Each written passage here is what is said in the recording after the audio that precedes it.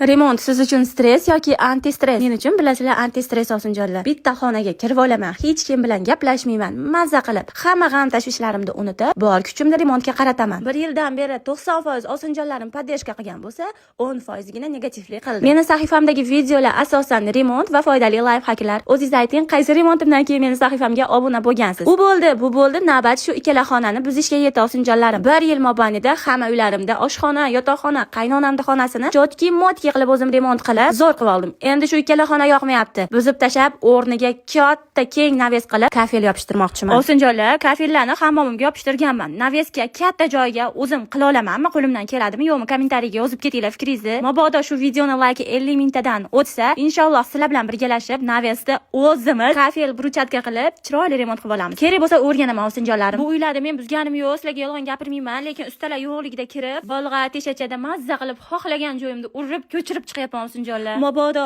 navesda o'zim kafel yopishtirib bruchatka qilyap turganimda ko'rishni xohlasanglar, albatta sahifamga obuna bo'lib qo'yinglar va yurechani qisartirib qo'yinglar. Qani ko'ramiz 50 mingta like bo'ladimi yo'qmi? Qaytganchalik osinjonlar, uyingizda chiroyli navesingiz bo'lsa, rasmga olib, direktimdan tashlab beringlar. Biz hozirchalik o'ylanib turibmiz, qanaqa dizaynda qilishdi.